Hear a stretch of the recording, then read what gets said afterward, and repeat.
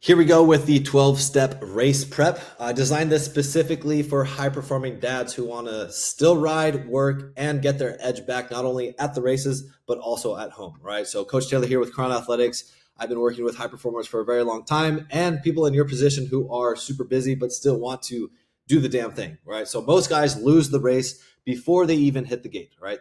So this isn't about training harder, not more zone two. If you follow my page, you know that it just doesn't work for people in your position, right? It's about preparing smarter, the full-blown system itself, the training, the nutrition, the mindset, the 12-step system that we're going to go over here today. And it's super simple, right? It's what I do for my riders to get them race ready, not only physically, but mentally and metabolically as well. So I don't want you to overthink these. You're going to start with one or two this week and start to build from there. And you can implement this at your practice days and see how it actually affects you, right? And this is exactly what I've done with my guy, Justin. We just finished up the 25 season. This is the Super Motocross Championships. And these are things that I have implemented specifically with him that helped him elevate this past year into getting 8th place overall in the Supercross season, right? So these things work, but you don't necessarily need to be in his position to make them work. So we even got Jace, amateur guy, 2 times Loretta's qualifier this summer. Okay, so this system works in a way that helps you reach that peak, and you can do it with crazy busy schedules. As a dad myself, I have 2 kids. I still get out and ride, and I follow these systems as well to make sure that I perform my best, right? Even on days that I'm just going to the track just to have some fun, right? So let's go ahead and dive on into it. So the first one, hydration is key, but you probably hear this all the time, right? Drink water, drink water, drink water. You can't just drink water because you're going to dilute yourself. You need to get the electrolytes in as well. So if you're waiting until race morning to chug water, you're already behind, and drinking so much water is actually going to deplete your electrolytes and probably cause you to cramp or get worse arm pump when you're out there racing. Okay, so hydration is key. Not just drinking water, hydration. You need to get the electrolytes in there as well. Okay, step 2, carb load.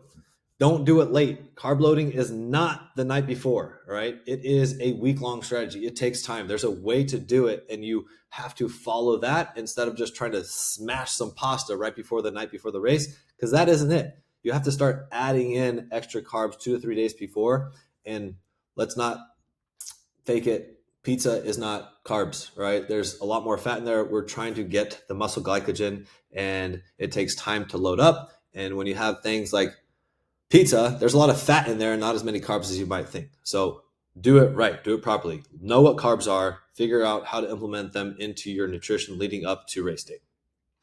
Step 3 is taper your training. You shouldn't be running and gunning it all the way through up until the race, all right? So you should be cutting back your volume in the gym and on the track. The last 3 to 4 days should feel like you're absolutely coasting. You should want to do something more. So in the gym, you're going to keep intensity high, but the reps are going to be low. So this keeps your nervous system turned on, but it doesn't actually drain it because you're not changing how much you do. It's just that intensity that you're still delivering, but the total amount is less, right?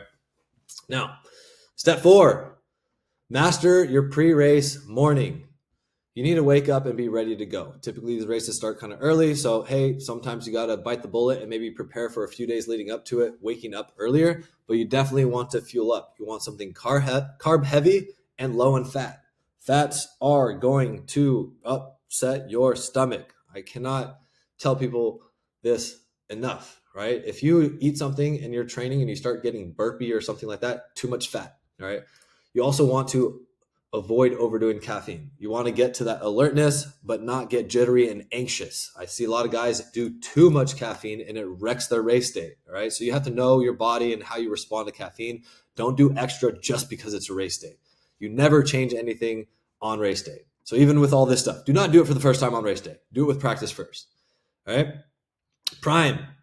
Don't punish yourself. Your shakeout ride, your practice day should leave you feeling better and more excited to get going rather than doing a freaking full moto on practice day and then doing a workout afterwards, right? So 5 to 10 minutes of movement and activation, not a full send workout, right? You're just trying to make sure everything's still on so you don't start to go into the slump of just relaxing too much before race day where you have to really elevate things and get stuck in this rut, no pun intended, of not being able to race to your full potential, right? So this is not a cardio punishment. You should not go out to the practice session and crush an 8, 10, 15-minute moto at race pace, because guess what? That's what you're supposed to do the next day. So step 6, ice baths for recovery day. All right. So yeah, maybe after a long, hard moto, you can do that. But you don't want to be doing this during the week, because it can downregulate you and actually create a different adaptation that we're not trying to do. All right. So especially with training, you don't want to over ice bath. There's adaptation and there's optimization. When it comes to peaking for a race, we want to optimize. But if we're getting ready for races, we want to get the adaptation. So don't overdo the ice baths. I used to compete at a high level, track and field. I didn't ice bath every day. Maybe on Sundays, after a full week of training, I would do it to get ready for the coming week, but not after every session, because my body won't be able to do what it needs to do to perform at a higher level. All right. Now, nutrition. Guys, stop eating like you're a teenager. Grow up. The gas station junk food is going to be killing your recovery. You need to stick with balanced meals. Think the protein, the complex carbs, your hydration. Fuel like you care about your performance. Because if you fuel with trash, you're going to perform like trash. And the standard thing is, are you going to put 87 octane in a freaking Ferrari? No. What type of body do you want? Do you want the Honda Civic, or do you want to perform like you're a Ferrari, right? So that is the difference. Fuel is food. Food is fuel. You need to treat it as such, right? Now, sleep like a pro. This is literally one of the foundations that I preach on in the program. It is the best performance enhancer. If you are not sleeping well, you're not going to perform well. So you should be targeting 7 to 9 hours, dark room, make it cold, no screens, especially if you're getting ready for a race. So this should be multiple days leading up to it. If you have something going on with your sleep, you need to try to optimize it the best of your ability. Because let's be real, racing a dirt bike, you need to be primed, be able to react quickly, see things, move, and also be able to last longer. And when you don't sleep, your endurance suffers as well. Then we need to manage the mental load. If your brain's all over the place, your body's going to be all over the place too. So this might be woo-woo, but this is probably one of the biggest things that you can do as a racer, but also somebody at home that just wants to show up with a better mentality and attitude, right? So breathing drills, you can do journaling, visualization before your race. So the night before, you want to visualize the gate drop, how you're hitting the first turn, everything that's going to be going into it. You want to see success here before it actually happens, right? Because you want to win the race mentally before that gate even drops, right? Now, step 10, breathe with intention. Tight breathing, tight grip, tight body, fatigue, right? You want to be able to control as much as possible, and the breath starts with everything. So it controls your heart rate, your grip strength, and also your focus. Try to focus in on breathing through your nose as much as possible, long exhales, and keep your composure under that fatigue. Nobody's going to say that moto is easy. It is hard, but we want to make it as easy as possible, right?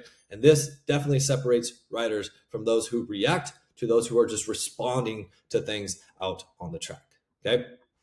Now, 11, post-ride recovery. Do not skip this. This is not jumping into the ice bath unless you have maybe a race right after, like if you're doing a double moto that day.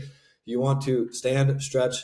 You want to refuel immediately, get some good post-ride nutrition in, and you don't just crash on the tailgate because everything's going to start to tighten up. That movement is medicine. So try to stay up for about 10 minutes. Yes, you can sit down for a couple minutes right after, but make sure you get up, because this recovery is going to determine how you perform the next weekend or the next day if you're doing a few day series, okay?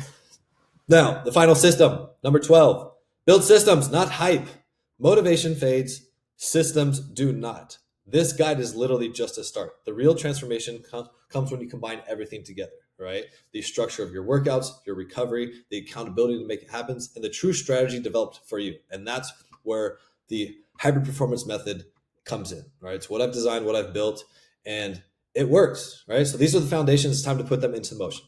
My clients are using this exact framework to not only race well, but drop body fat, rebuild strength, and perform like they did in their 20s without having to act like they did in their 20s, right? So if you're ready to take that next step and want something designed specifically for you, whether you are racing or just the weekend warrior that wants to have more fun on the track and just get healthy and optimize your body so you have more energy to do the things on the bike and also off the bike, DM me on IG, race. We'll chat. We'll start to develop your game plan and see if it's a good fit to get you some results like my guys right here. right? So hopefully this helps get you dialed in for your next race, and I'll catch you guys in the next one.